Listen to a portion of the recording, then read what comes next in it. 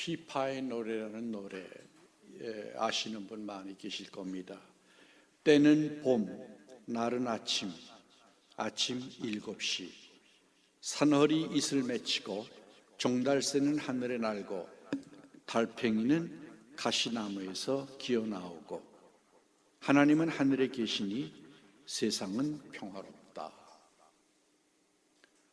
하나님이 하늘에 안 계시면 큰일이죠. 모든 것이 제자리에 있어야 평화가 오고 아름다운 겁니다.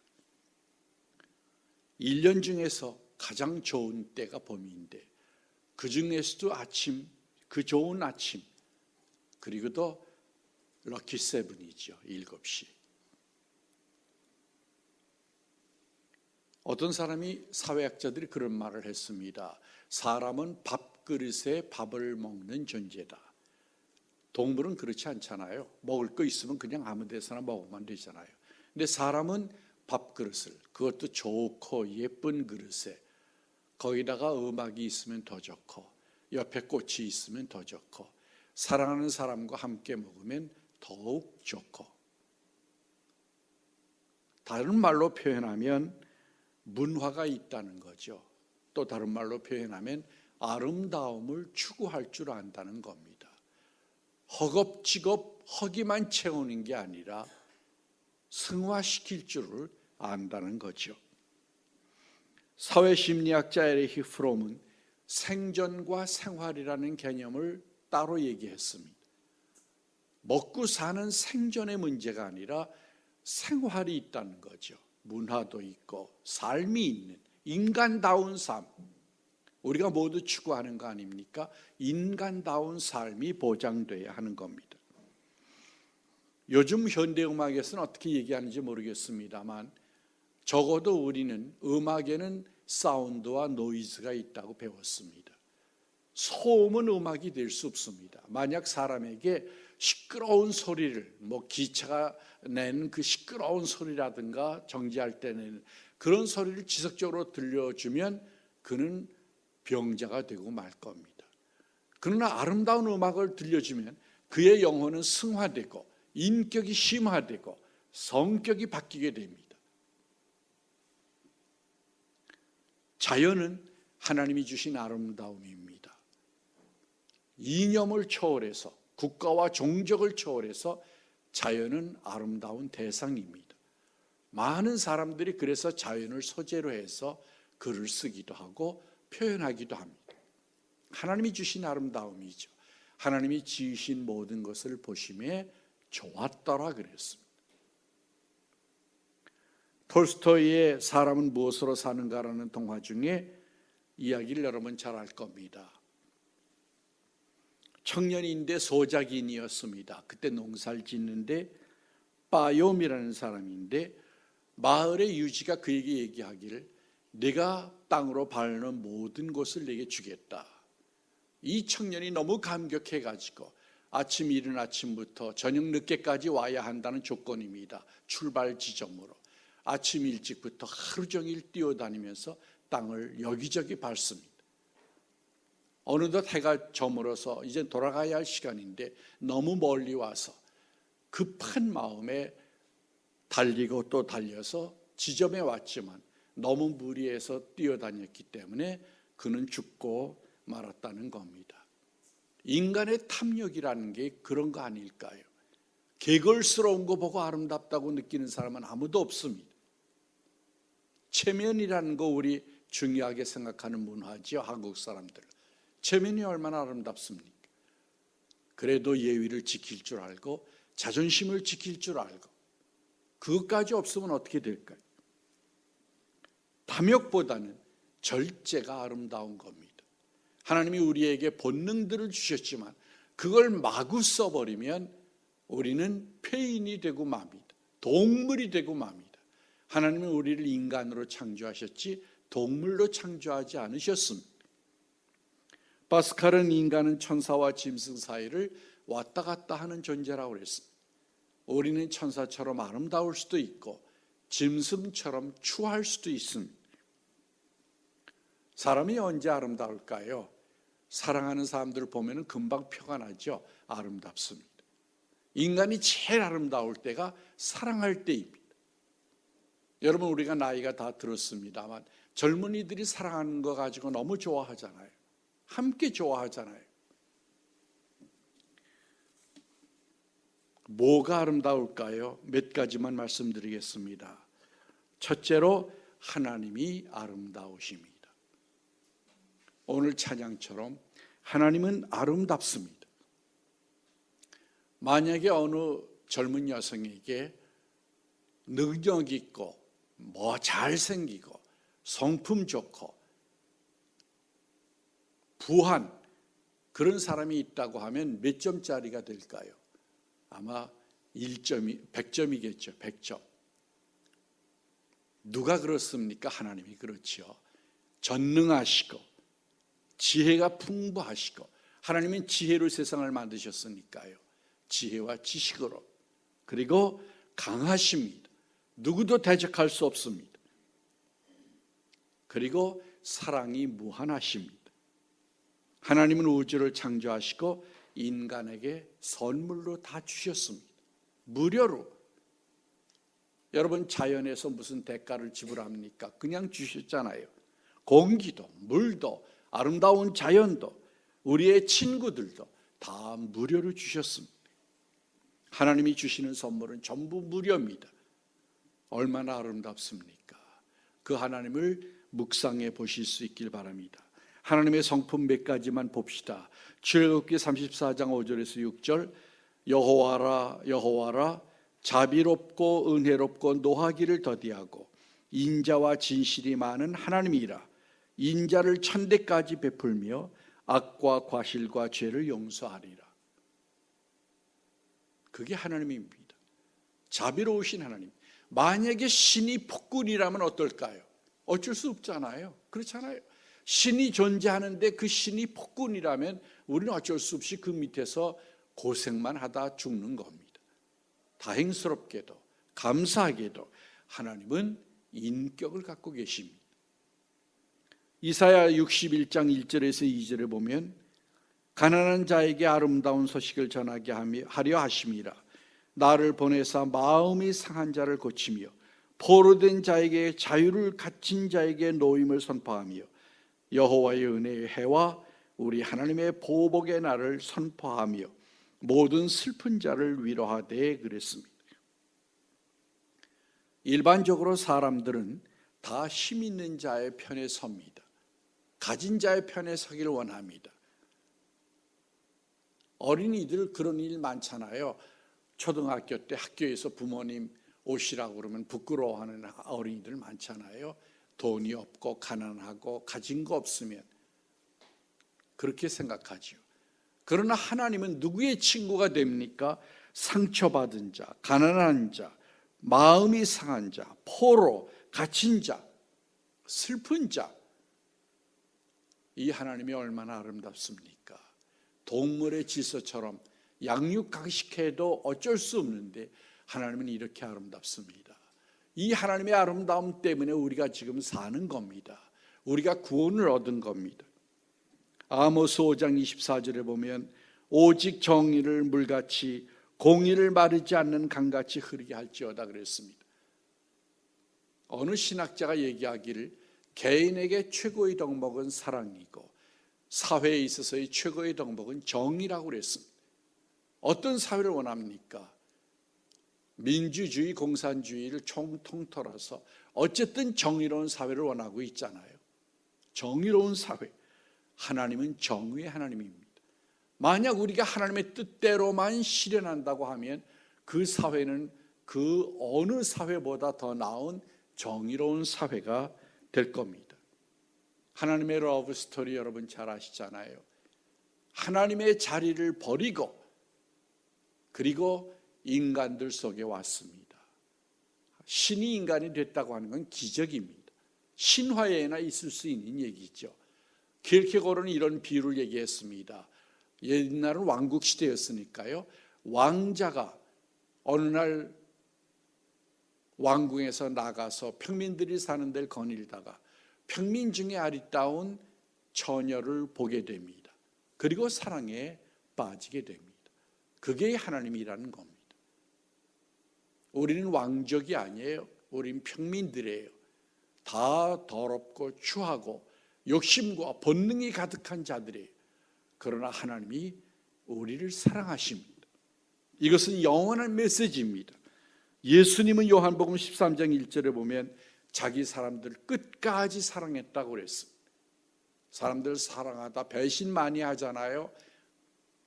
요한복음 15장 13절 친구를 위하여 내가 목숨을 버린다고 말씀하셨습니다. 시편 121편 4절에 보면 하나님은 그의 백성들을 주무시지도 않고 지킨다고 그랬습니다. 우리가 사랑하는 사람을 위해서 불침번 설 수 있습니까? 못하잖아요. 졸려서. 하루는 어떻게 버텨도 어떻게 매일 그렇게 합니까? 하나님이 우리를 그렇게 지키십니다. 로마서 8장 32절에 보면 개역 성경으로 읽겠습니다. 번역이 조금 달라서요. 자기 아들을 아끼지 아니하시고 우리 모든 사람을 위하여 내어주시니가 어찌 그 아들과 함께 모든 것을 우리에게 은사로 주지 아니게 하시겠느냐 그랬습니다. 아들도 아끼지 않았는데 너희들에게 못 줄 게 뭐가 있겠느냐 그거예요. 어느 부모가 자기 자식을 대신 내어주겠습니까? 손영환 목사님 같은 경우 특별한 경우죠. 자기 자식을 대신 내어주는 건 자기를 내어주는 것보다 더 힘든 겁니다. 그걸 하나님이 했거든요. 그런데 우리에게 그렇게 했는데 하나님이 우리에게 아끼는 게 뭐가 있겠니? 그래서 시편 8편 1절에 보면 여호와 우리 주여 주의 이름이 온 땅에 어찌 그리 아름다운지요 그랬습니다. 하나님이 너무 아름답습니다. 하나님을 전능자로만 기억하지 마시고 의로운 분으로만 기억하지 마시고 아름다운 분으로 기억하시기 바랍니다. 인간의 두 번째 인간의 속사람이 아름답습니다. 겉을 치장할 사람들은 많이 하잖아요. 보이니까. 그러나 정말 멋진 사람, 마음이 끌리는 사람은 누굽니까? 속이 아름다운 사람이죠. 겉은 오래 못 갑니다. 어른들 얘기 들어보세요. 결혼하면 몇 년 아름다움이 간답니까? 3달. 3달 간대잖아요. 그 다음부터는 그냥 봐도 그 얼굴 그렇게 살 수도 있다는 겁니다. 적응이 돼버리니까요. 보이지 않는 것을 위해 사는 사람들, 그런 사람들이 아름답습니다. 사람들은 다 남에게 보이려고 하고 내놓으려고 하는데 보이지 않는 숨은 가치를 위해서 사는 사람들이 아름답습니다. 희망과 신념을 가지고 사는 사람들이 아름답습니다. 가진 거 하나도 없어도 되지 않을 상황에서도 그래도 된다 해보자, 그런 사람들이 아름답습니다. 로마서 15장 13절을 보면 소망의 하나님이 성령의 능력으로 소망이 넘치게 하시기를 원하노라 그랬습니다. 하나님은 어떤 하나님입니까? 소망의 하나님이에요. 희망을 주는 하나님이에요. 없는 걸 있게 하시고 꿈을 이루어 주시는 분입니다. 그래서 꿈과 비전을 가진 사람들이 아름답습니다. 먹을 것만 생각하고 현재만 생각하고 현실만 생각하는 사람들에게서는 아름다움을 찾기 힘듭니다. 성령이 임하시면 어떤 현상이 나타난다고 그랬습니까? 하나님의 신이 임하면 꿈을 꾸게 되고 비전을 보게 된다고 그랬어요. 보다 나은 세계, 더 나은 것, 없는 것, 그걸 보게 되는 겁니다. 기도하는 사람들이 아름답습니다. 안 될 것 같다고 기도는 해서 뭐 하냐고 그러지만 기도하면 반드시 이루어집니다. 어거스틴의 어머님이 20년을 기도했는데요. 여러분 그 20년을 생각해 보세요. 그 기독교 TV를 보는데요. 상담가가 그런 얘기를 해요. 우울증이라고 하는 건 인간 누구에게나 있는데 심각한 우울증의 문제는 사랑을 못 받기 때문이라는 거죠. 그런데 사랑을 못 받는데 어떻게 하면 그 사람이 되돌아옵니까? 기도해주면, 사랑해주면 그의 영혼이 회복되는 거죠. 한계에 도전하는 사람들이 아름답습니다. 산악을 점령하는 사람들, 그리고 아름다운 김연아 같은 사람 가끔 얘기하죠. 얼마나 아름다워요. 자기 한계에 도전하는 사람들이에요. 에이, 난 이거 못해. 그러고 말면 영원히 묻히고 마는 거죠. 하나님은 무한한 잠재력을 인간에게 주셨습니다. 하나님이 무한이듯이 인간도 하나님 안에서 무한할 수 있습니다. 인간은 한없이 갈 수 있습니다. 그걸 살려야 합니다. 능력 있는 자가 아름답지만 도전하는 사람은 더 아름답습니다. 진리와 함께 기뻐하는 사람들이 아름답습니다. 세상에 거짓이 얼마나 많습니까? 그러나 거짓 편에 서지 않고 진실 편에 사는 사람들, 진실의 손을 들어주는 사람들, 적어도 그 편에 서는 사람들이 아름답습니다. 대가 없이도 옳은 길을 갈 줄 아는 사람들이 아름답습니다. 우리는 이렇게 배우며 자랐어요. 옳게 살아라, 체면을 지키며 살아라, 명예가 더 귀중하다. 그렇게 교육을 받으며 살았는데 요즘은 뭘로 획일화됩니까? 연봉이 얼마냐? 그러면 끝나는 거잖아요. 지식이 새로운 사람들, 지식 있는 사람들이 아름답습니다. 여러분, 지식이 없으면 인간이 아니에요. 하나님도 지혜이고 지식이고 인간도 하나님의 형상으로 만들어서 지식을 주었어요. 그 지식으로 하나님을 더듬어 찾고 오라고 지식을 준 겁니다. 그리고 너희들이 스스로 결단하라고 자유의지를 주신 겁니다. 골로새서 3장 10절에 보면 새 사람을 입었으니 이는 자기를 창조하신 이의 형상을 따라 지식에까지 새롭게 하심을 입은 자니라. 하나님의 형상을 받은 사람들은 지식도 바뀌어야 한다는 거예요. 잘못된 지식이 얼마나 많아요. 잘못된 정보가 얼마나 많아요. 사람을 해치는 지식과 정보가 얼마나 많아요. 그건 하나님의 형상이 아닙니다. 그건 사탄이 주는 유혹이에요. 그런 지식 따라가면 안 됩니다. 우리의 속사람은 뭘로 단장해야 합니까? 갈라디아서 5장 22절에서 23절을 보면 성령의 9가지 열매가 나옵니다. 제가 어렸을 때는요, 저는 초등학교 때부터 교회를 다녔는데 시골에서요. 그때는 그 성령의 열매 같은 걸 굉장히 귀하게 생각했어요. 그래가지고 제 어머님이 그 이불 같은 걸 덮는 그 천에다가 포도나무 그 열매를 그려놓고 수로 거기다 성령의 9가지 열매를 다 써놨던 그런 기억이 납니다. 얼마나 아름답습니까, 여러분? 사랑, 기쁨, 화평, 오래 참음, 자비, 양선, 충선, 온유, 절제. 아까 우울증 얘기했는데요. 우울증을 극복시키지 못하는 사랑이 왜 없느냐 하면 오래 참길 못한다는 거예요. 현대인들은 오래 참는 걸 제일 못한다고 합니다. 그래서 병이 치료되지 않는다는 겁니다.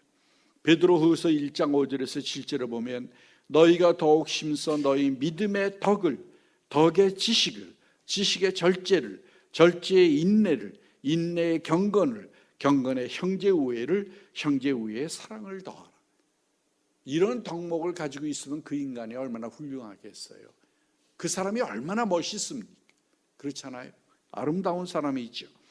고린도전서 10장 23절에 보면 모든 것이 가하나 모든 것이 유익한 것이 아니요 모든 것이 가하나 모든 것이 덕을 세우는 것이 아니니 그랬습니다.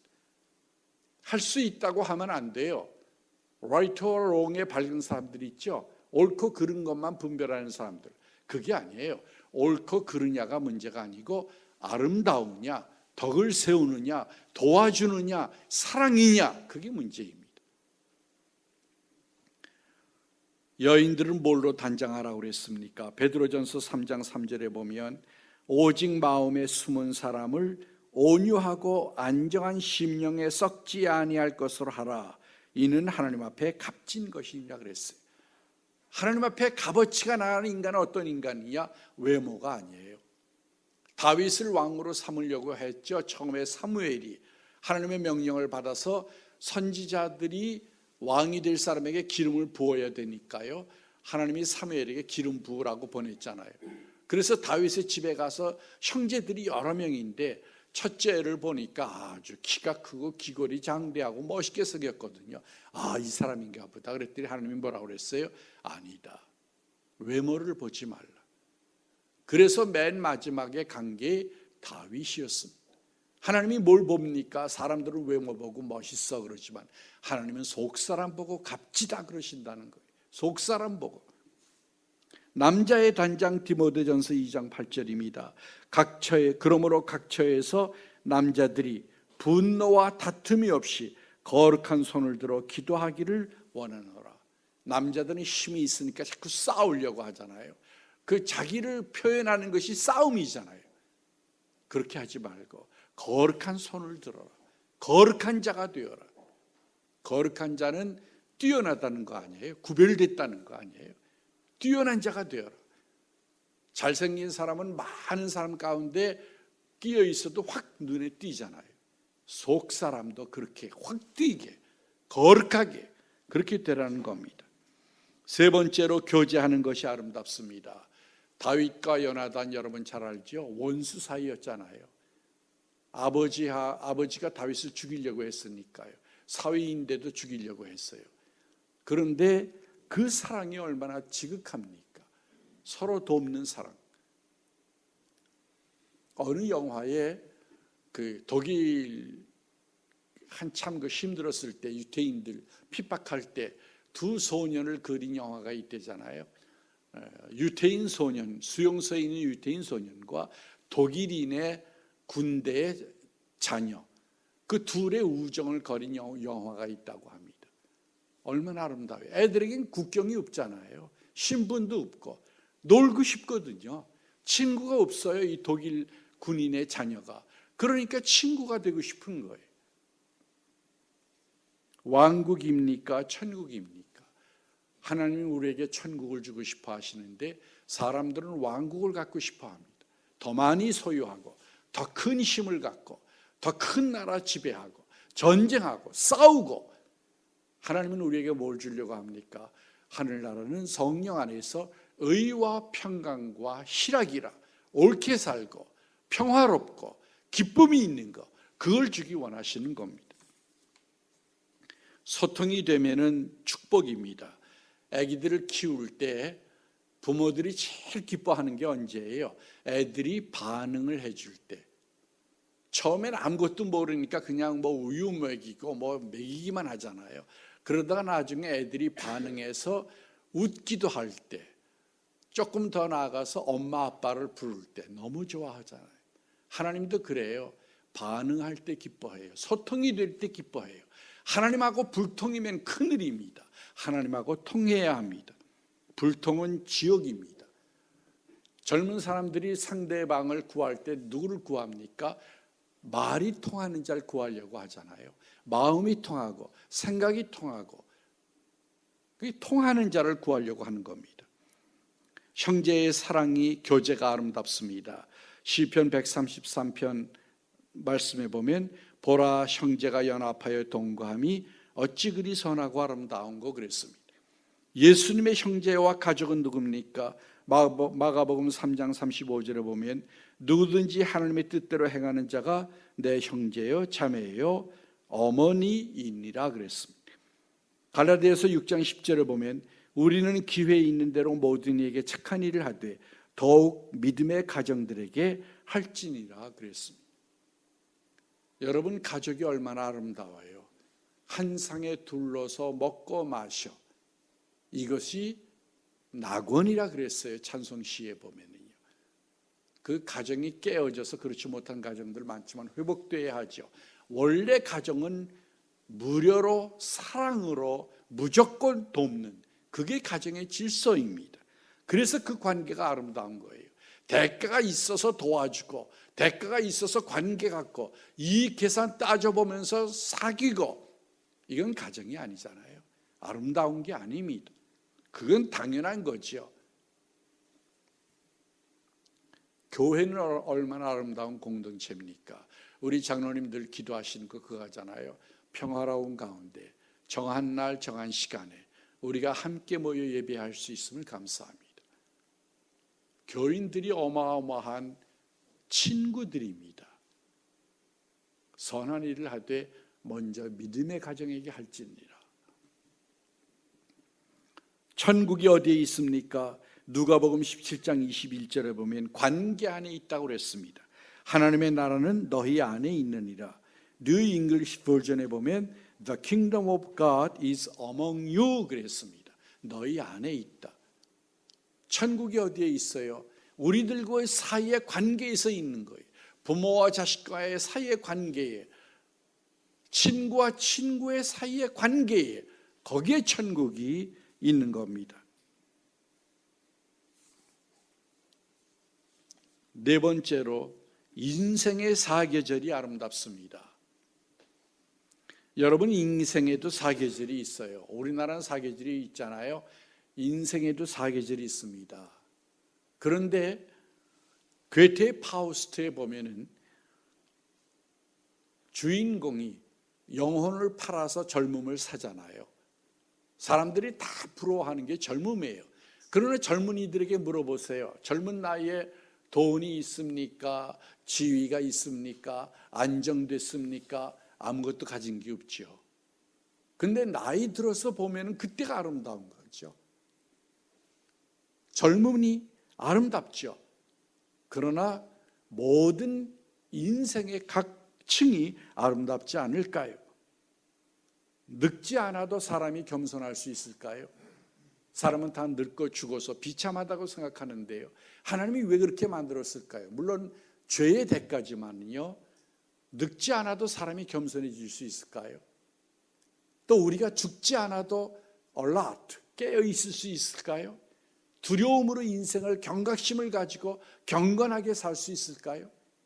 더 많이 채우고 부자의 말처럼 곳간에 채우자, 더 많이 채우고 더 많이 누리고 더 많이 착취하려고 하지 않을지 모릅니다. 어린이는 아름답습니다. 워즈워드의 무지개 시 잘 알죠? 그 시에 보면은 어린이는 어른의 아버지라고 그랬어요. 예수님은 뭐라고 그랬습니까? 누가복음 18장 17절에 누구든지 하나님의 나라를 어린아이와 같이 받아들이지 아니하는 자는 결단코 거기 들어가지 못하리라. 예수님 시대에는요, 어린이와 여자는 인간 취급도 안 하던 시대예요. 그러나 예수님은 어린이와 같아야 한다. 어린이들이 얼마나 순수해요. 사춘기는 또 얼마나 아름답습니까? 사랑이 뭔지를 알기 시작하는 때고, 그리고 비판이 시작되는 때입니다. 마음껏 비평하고 마음껏 커야 합니다. 아름다운 시기죠. 청년은 또 얼마나 아름답습니까? 요한 1서 2장 14절에 보면 청년들아 내가 너희에게 쓴 것은 너희가 강하고 하나님의 말씀이 너희 안에 거하시며 너희가 흉악한 자를 이겼습니다. 강하죠. 청년들은 힘이 있잖아요. 힘이 이긴 게 얼마나 귀중한 겁니까? 그리고 하나님의 말씀이 너희 안에 있고, 흉악한 자를 이겼다. 흉악한 자는 사탄이죠. 사탄을 이겼다. 유혹하는 자를 이겼다. 악한 자들을 이겼다. 악한 자들의 꾀와 카운셀링을 이겼다. 장년은 얼마나 아름답습니까? 장년이 어른이 시작이잖아요. 어른이 뭡니까? 한마디로 책임을 질 줄 아는 존재입니다. 애들은 뭐예요? 질문하면 제가 그랬어요. 이게 제일 처음에 나오는 거잖아요. 제가 그랬어요. 누구 탓? 이게 어른이 못된 거예요. 아직 하나님 탓. 어른이 인간이 되면은요, 인간이 어른이 되면, 속사람이 어른이 되면 하나님의 순종합니다. 하나님의 탓이라고 절대로 그런 말 안 해요. 욥기의 결론이 뭐예요? 욥이 의로운 사람이라고 하나님 앞에 평가를 받았지만 그 많은 환난 중에 마지막에 하나님이 하고 대면을 하는데 욥이 고백이 있어요. 내가 알지 못한 일을 읊조렸습니다. 알지도 못하면서 괜히 떠들었다 그 얘기예요. 하나님을 만나면 침묵할 수밖에 없어요. 할 수 있는 거라고는 침묵밖에 없어요. 그 위대하신 하나님, 그 의로우신 하나님, 그 사랑이 크신 하나님 앞에 할 말이 없어요.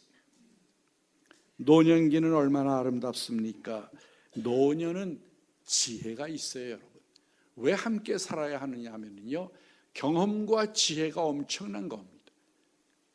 디도서 2장 2절에서 3절에 보면 늙은 남자로는 절제하며 경건하며 신중하며 믿음과 사람과 인내함에 온전하게 하고 그랬습니다.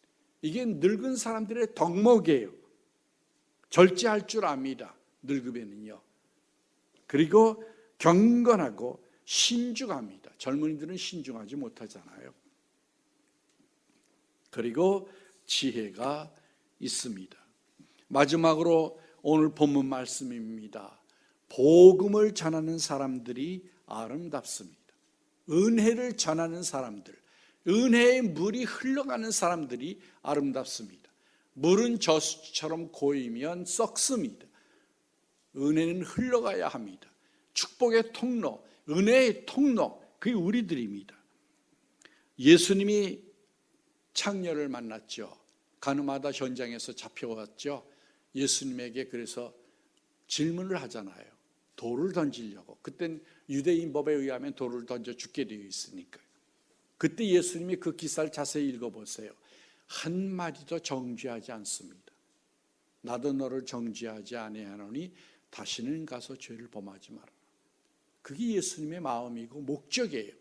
요한복음 3장 17절 심판하려 오신 것이 아니라 구원하려 왔다. 세상을 심판하려고 예수님이 오신 게 아닙니다. 예수님이 십자가에서 어떤 표정을 짓고 있을까요? 웃으실까요? 노려볼까요? 많은 그리스도인들, 경건한 그리스도인들이 예수님이 십자가에서 노려본다고 생각합니다. 하나님은 우리를 노려본다고 생각합니다. 왜 더 기도 안 해? 왜 더 봉사 안 해? 왜 더 선하게 살지 않아? 그러실까요? 하나님은 우리를 향하여 끝없는 사랑으로 격려하십니다. 그래, 잘했다. 조금만 더 힘을 내. 함께 가보자. 함께 도와줄 테니 걸어보자. 이사야 52장 7절에 보면 오늘 본문 말씀은 이사야 52장 7절의 인용입니다. 결론은요.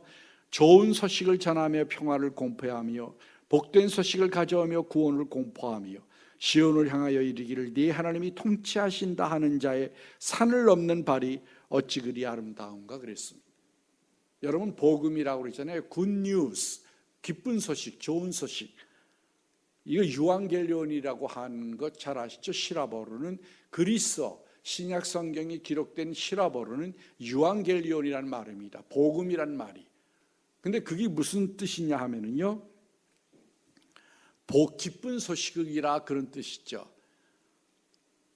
옛날에 기원전 490년 정도 됐을 때 페르시아하고 그리스하고 전쟁이 일어났답니다. 근데 그때 마라톤이라는 광야에서 이기게 됩니다. 그리스가. 이 소식을 전설에 의하면 전령 페이디피에스라는 사람이 이 소식을 가지고 그때는 지금처럼 인터넷이 없잖아요. 뛰는 거죠. 뛰어서 거의 40km를 뛰어가지고 40km는 기적적인 수 아니에요. 40km를 뛰어가지고 백리니까요. 그리고 숨이 차서 결국은 죽지요. 그 승전보를 알리고 그 걸음이에요. 복음을 전하는 자들의 발걸음, 그게 그렇게 뛰는 거예요. 목숨을 내놓고 뛰는 겁니다. 돈 내 호주머니에 있을 때 구제하지. 그러면 절대로 구제 못해요.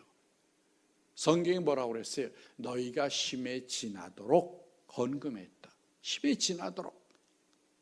목숨을 아끼면은 너희가 목숨을 구원코자 하면 잃을 것이요. 자기 몸 살리는 사람들은 결국은 덫에 걸린다는 거예요. 진리를 위해서라면 일어설 줄 알고 뛸 줄을 알아야 합니다. 은혜라는 말은 히라보로 카리스라고 하는데요. 그것은 매력, 그런 뜻이에요. 매력이 있는 자, 기분 좋아지는 자, 반가운 자가 되어야 합니다. 이 은혜, 이게 매력이에요. 놀라운 소식이잖아요. 하나님이 너를 사랑한다. 이 소식을 전하는 전령이 되어야 합니다. 듣지도 못했는데 어떻게 믿겠느냐 그 얘기예요. 들어야 할 거 아니에요. 그러면 보냄을 받은 자들이 전한다 그 얘기입니다. 이사야 6장 8절에 보면 하나님이 이렇게 얘기합니다. 내가 누구를 위해 보내며 누가 우리를 위하여 갈꼬? 그때 내가 여기 있나이다. 나를 보내소서. 베드로전서 2장 9절입니다. 우리는 누구입니까? 택하신 족속이여 왕 같은 제사장들이여 거룩한 나라여 그의 소유가 된 백성이니 그의 기이한 빛에 들어가게 하면 이에 아름다운 소식 덕을 선포하게 하려 하심이라. 우리는 누구입니까? 전령들이에요. 하나님의 소유들이요, 하나님의 제사장들이에요. 제사장이 하는 일이 뭡니까? 백성과 하나님을 중간에서 연결시키는 거예요. 믿지 않는 자와 하나님을 연결시켜줘야 합니다. 이 놀라운 매력 있는 소식을 전해야 합니다. 소명이니 사명이니 아름답습니다. 그냥 제가 그 어머님이 기관에 계시잖아요. 근데 그 옆에 할머님이 한 분 최고령자가 계시는데 90세 되신 분인데 저보고 뭐라고 그러냐면, 제가 젊게 보이나 봐요. 저보고 뭐라고 그러냐면 많이 먹으세요 그러더라고요. 이게 하나님을 모르니까요 가치가 없는 거예요. 그러니까 인생에서 낙이 뭐예요? 나이 들어서 이제 못 먹으니까 많이 먹으라. 그게 축복이에요. 여러분은 어떻게 사는 사람이 인생을 아름답게 사는 겁니까? 소명인과 사명인들이 아름답습니다. 진리를 위해서 사는 사람들, 그 사람들이 아름답습니다. 그 사람들의 이름이 남을 겁니다. 호세아 14장 9절에 보면 여호와의 길은 옳으니, 우리말 성경입니다. 의인들이 그 길로 다닌다 그랬습니다. 의인들이 그 길로 다닙니다. 하나님의 길로 다닙니다. 여러분, 예수님의 신부라고 그랬어요. 믿는 사람들은 가장 기쁜 걸 상징하는 거잖아요. 신부 신랑, 결혼은 가장 기쁜 거 아니에요 인생에서요. 우리는 신부들인데요, 정결한 신부만 되지 말고 아름다운 신부가 되길 바랍니다. 아름답다는 건 성화예요. sanctification, 거룩해지는 겁니다. 겨우 구원 얻은 숫검정 같은 그런 사람으로 그리스도의 신부가 되지 않길 바랍니다. 최영덕 시에 작사하고 작곡한 낮엔 해처럼 밤엔 달처럼 가사를 봅니다. 낮엔 해처럼 밤엔 달처럼 그렇게 살 수는 없을까?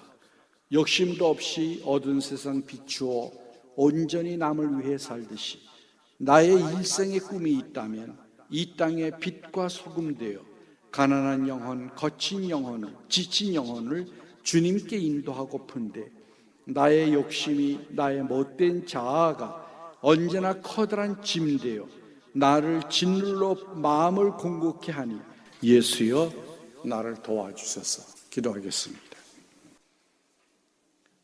사랑의 아버지 하나님, 감사합니다. 저희들이 그리스도의 영을 받아 아름다운 사람들이 되도록 도와주시고 저희의 신앙과 인생이 아름답도록 축복하여 주시옵소서. 이 온 세계가 아름답도록 축복하여 주시옵소서. 예수님의 이름으로 감사하고 기도합니다. 아멘.